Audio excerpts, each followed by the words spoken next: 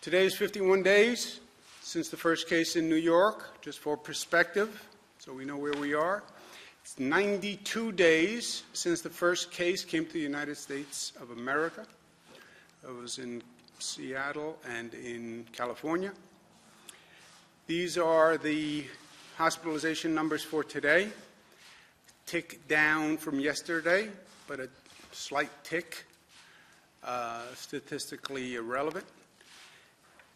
The question for us is, are we past the apex? We have had a number of days that have seen a reduction. Reductions across the board. Hospitals also say anecdotally that they have less patients in their emergency room, which, again, perspective, the emergency rooms were way over capacity. It was chaotic. It was hellish. And the emergency rooms are still at or over capacity, but it's better than it was. The total change in hospitalizations, you see that it's been going down. The 3-day average of hospitalizations is going down. Number of intubations is down again. That is great news. Not down as much as yesterday, but down. Number of new people coming in the door with COVID diagnosis is, again, just about flat with yesterday.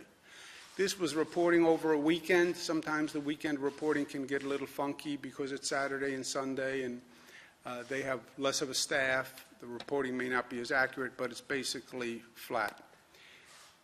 The question that we initially dealt with at the beginning of this, as the numbers were going up, the question was how long until we reach the top of the mountain, right? Every day it was the numbers higher, the numbers higher, the numbers higher, the numbers higher.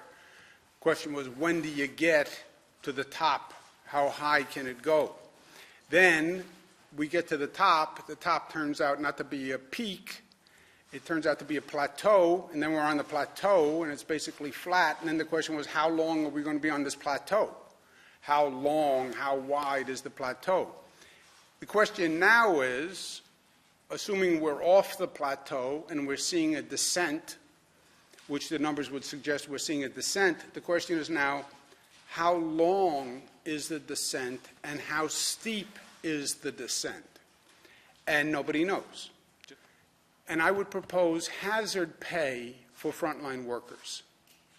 We all say, boy, they did a great job, the healthcare workers did a great job, the police, the heroes.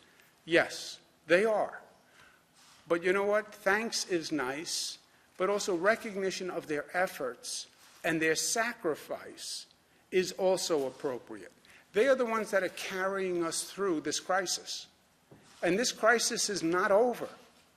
And if you look at who they are and the equity and fairness of what has happened, I think any reasonable person would say we should right this wrong. 40% of the frontline workers are people of color. 45% in public transit, 57% of the building workers, 40% of the healthcare workers. People of color are also disproportionately represented in delivery services and child care services, right? The economy closed down. The economy did not close down. It closed down for those people who, frankly, have the luxury of staying at home. All those essential workers who had to get up every morning to put food on the shelves and go to the hospitals to provide health care under extraordinary circumstances, and the police officer who had to go out to keep you safe, and the firefighter who still had to go out and fight the fire. Those people worked, and they went out there and they exposed themselves to the virus. 2/3 of those frontline workers are women.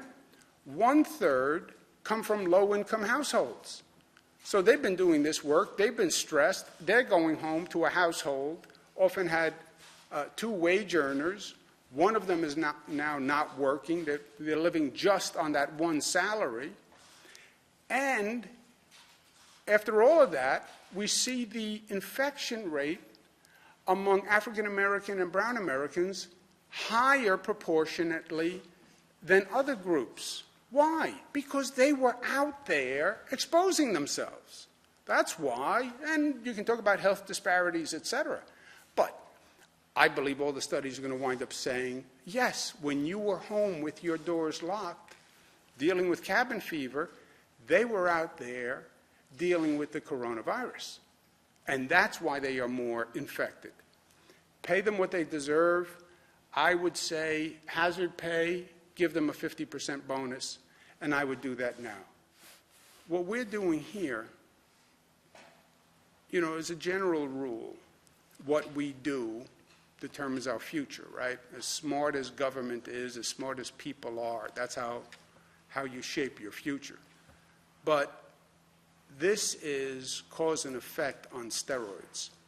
What we do today will determine tomorrow.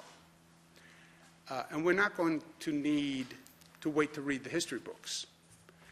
We make smart decisions. You will see smart outcomes in 2 weeks. We make bad decisions. You will see bad outcomes in 2 weeks. So when they say the future is in our hands, the future is really in our hands. And we're going to get through this. We can control the beast. The beast will not destroy us. We can control the beast. Great news. We have a lot of work to do to keep the beast under control. And we have a lot of work to do to reopen. But we're going to set the bar high and we're going to reimagine. And what we reopen will be better than what we had before. Build back better. Build back better. BBB. And that's what we're going to do. Hi, everyone. George Stephanopoulos here. Thanks for checking out the ABC News YouTube channel. If you'd like to get more videos, show highlights, and watch live event coverage, click on the right over here to subscribe to our channel. And don't forget to download the ABC News app for breaking news alerts. Thanks for watching.